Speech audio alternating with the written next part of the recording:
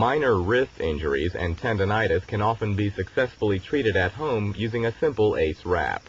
The bandage should be wrapped in a figure-8 pattern, tight enough to stabilize the wrist, but not compromise blood flow to the fingers. Remember to remove all jewelry on the injured hand prior to application.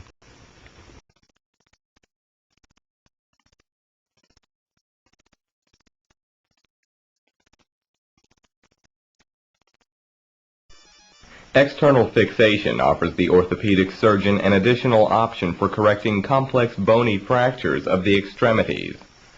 Pictured here is an external fixator device that was placed to treat a severely comminuted fracture of the tibia and fibula. High-energy bone fractures can produce many small fracture fragments that can leave conventional internal pinning techniques almost impossible to perform. Prior to the development of this special device, most patients suffered severe permanent disability. The surgeons worked diligently adjusting the fixation device to reestablish proper anatomic alignment of the leg. Later, some daily adjustments may also be necessary as healing progresses. External fixation is a brilliant breakthrough in bioengineering. Under general anesthesia, stabilization pins are introduced into the tibia above and below the fracture site. The fracture fragments can then heal while the external fixator bears the burden of stress and maintains the proper alignment of the leg. During the healing phase, the multiple bone fragments will fuse together and the bone will reform. The total recovery time for a fracture of this severity can be 8 weeks or more. To immobilize a tibia fracture, first pad the leg with a towel and place a splint along each side of the injured limb. Secure the splints in place using cloth ties, gauze, or tape.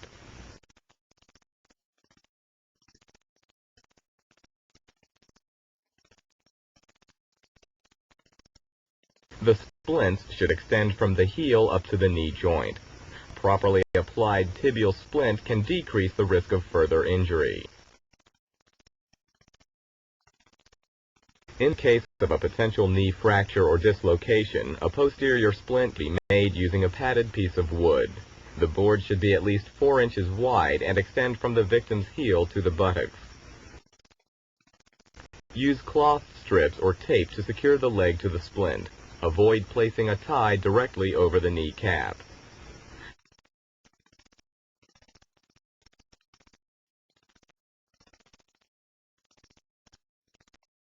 For added comfort, extra padding can be placed behind the ankle and the knee. A properly applied splint can make hospital transport easier while decreasing the chance of further injury. Longer-term knee immobilization is possible with a lightweight Velcro splint. The hinge knee brace allows for active flexion and extension while affording protection to the joint. This immobilizer is useful in patients who are recovering from a severe knee sprain or recent ligament reconstruction. A properly applied ACE bandage can be effective management for many minor ankle injuries. Wrap in a figure-8 pattern above and below the ankle joint.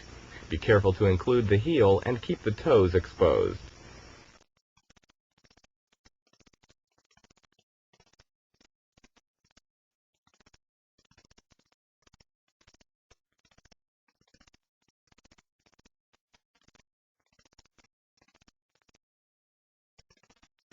Potential ankle fractures, sprains, or dislocations can be quickly immobilized at home using the pillow splint. The splint may be secured using gauze, rope, or tape. Keep the toes free and in clear view so an assessment of circulation can be easily made.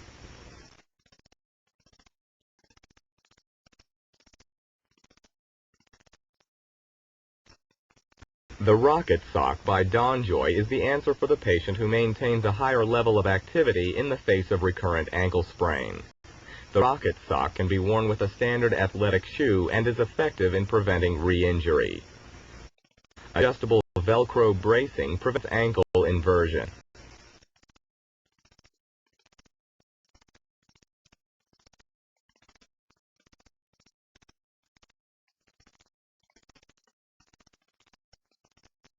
This This ankle brace by air cast is easy to apply and prevents inversion and eversion of the ankle joint, the two most common mechanisms of ankle sprain.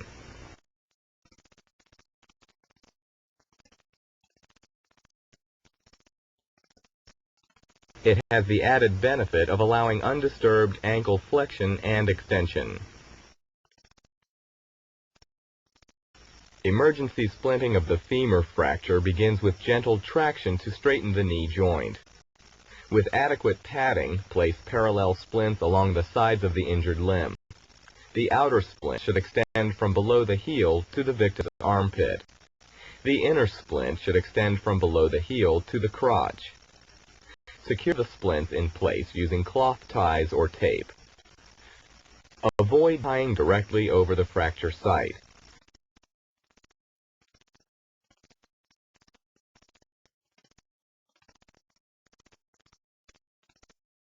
One final bandage should secure the outer splint to the victim's torso. A properly applied immobilization can lessen the risk of further injury.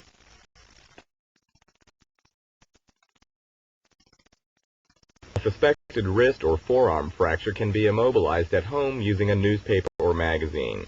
Tape or cloth strips will hold the splint in place. Keep the fingers exposed so you can assess blood flow and sensation in the digits. This homemade immobilization combined with a sling can make a trip to the hospital easier and lessen the risk of further injury.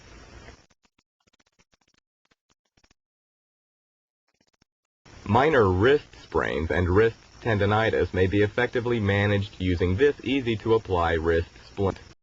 Individuals who have been in a rigid cast for 4 to 6 weeks may require a short period of rehabilitation in this type of wrist splint.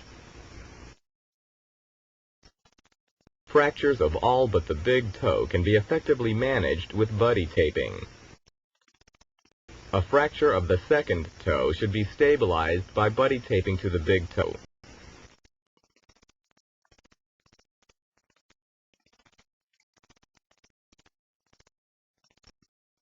Fractures of the little toe are probably the most common toe fracture and can be treated by buddy taping to the 4th digit.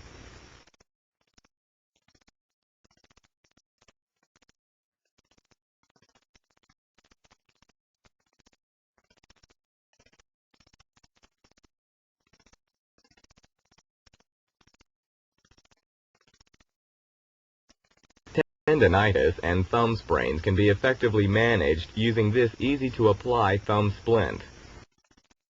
This form of immobilization is also indicated in the acute management of ulnar collateral ligament disruption in the thumb, known as gamekeeper's thumb.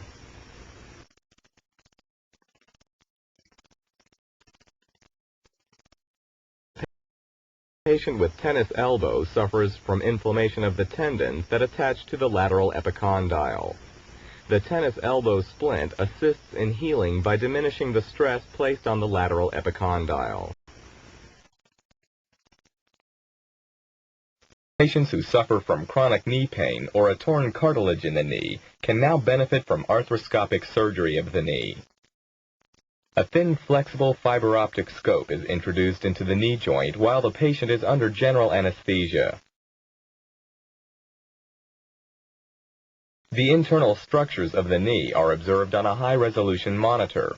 The orthopedic surgeon uses specialized instruments, advanced through a small incision to repair the torn cartilage.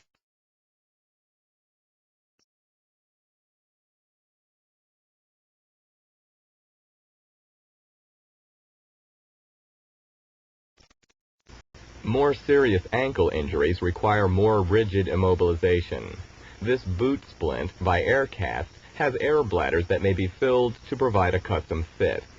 This form of ambulatory immobilization is indicated in the treatment of more severe ligament injuries and some minor fractures.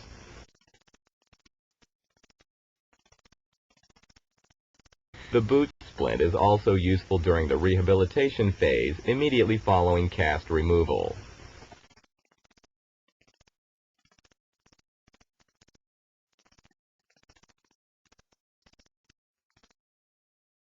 A triangle bandage can be used as a homemade sling to treat injuries to the clavicle, shoulder, or upper extremity. 2 triangle bandages can be made from a 36-inch square piece of cloth cut diagonally. Apply the sling leaving the hand approximately 4 inches above the level of the elbow. The standard shoulder immobilizer is useful for the management of shoulder sprains and non-displaced fractures of the upper arm. The purpose of the clavicle strap or figure-8 bandage is to gently pull backward on the shoulders, realigning the fractured clavicle. In the emergency situation, an elastic bandage can be wrapped several times over the shoulder, under the arms, and diagonally across the back. Minor knee sprains and tendinitis can be managed with a properly applied ACE bandage. Begin by wrapping below the knee and extend the wrap well above the knee joint.